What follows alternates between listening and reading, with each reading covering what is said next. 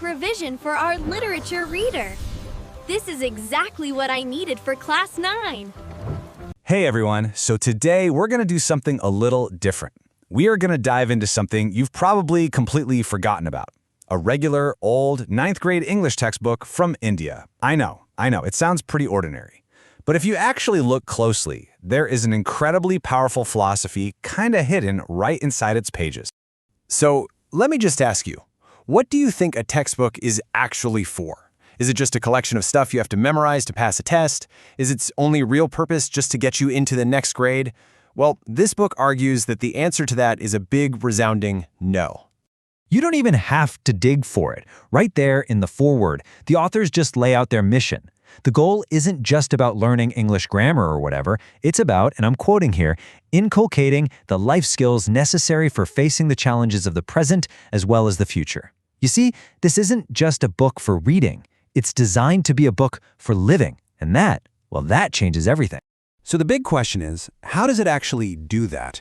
Well, let's take a little tour of how this textbook is built, and we're going to start at our first stop, the fiction section. This is where the book introduces students to hardship, to adversity, and the kind of character you need to get through it. So our first case study is this story called A Dog Named Duke. It's about this guy, Chuck Hooper, who's young, successful, has it all, and then, bam, he's in a paralyzing accident. His life is totally shattered. He sinks into this deep depression until his dog, Duke, comes back into his life. And this is where the lesson really starts to click. See, Chuck's recovery isn't some big, dramatic, overnight miracle. Nope, it's a slow, grueling process. The two of them, man and dog, they set these tiny daily goals. One more fence post each day. It's literally the definition of taking things one single step at a time. And here's the clever part, how the textbook turns a simple story into a real lesson. After you read it, the questions aren't just, what happened next.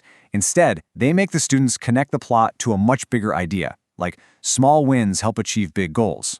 They have to break down Chuck's character into these specific actionable traits: courage, perseverance, determination. So you see what's going on here, right? These stories aren't just for entertainment.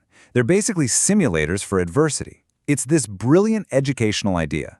Give young people a safe space to see what resilience looks like, to analyze it, and to internalize those lessons before they have to face their own major challenges in life.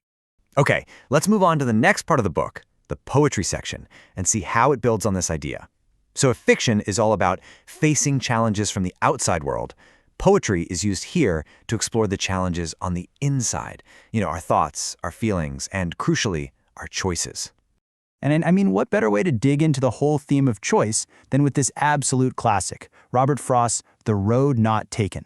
The poem is just this perfect, powerful metaphor for all those big, pivotal decisions we have to make in life.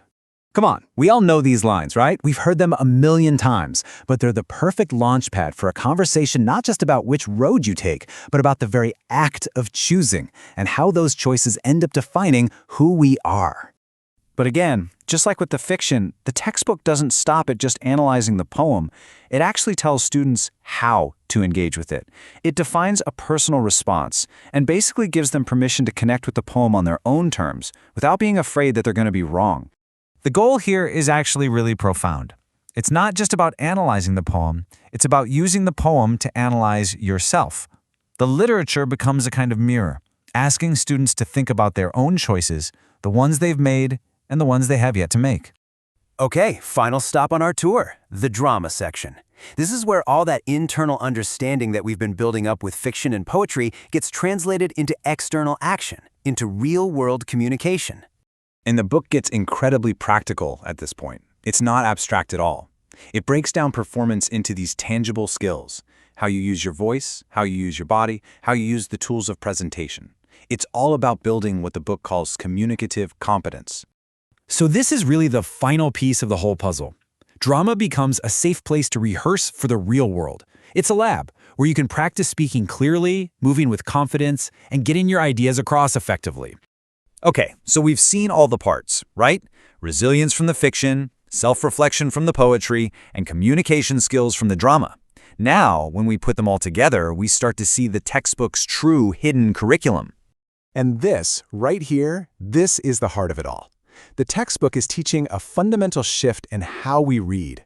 It's trying to move students away from just reading for plot, who are the characters, what happens next, to a much deeper, more transformational reading for life, where every single story is a possible source of real-world wisdom.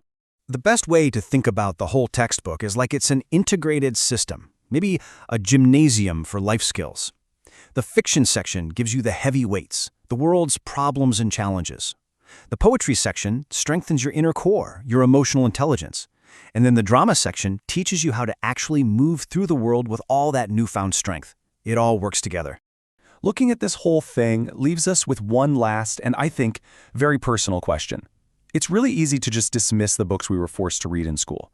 But so often, they plant these little seeds that we don't even notice for years. So I guess I'll just leave you with this thought to chew on. What story taught you how to live?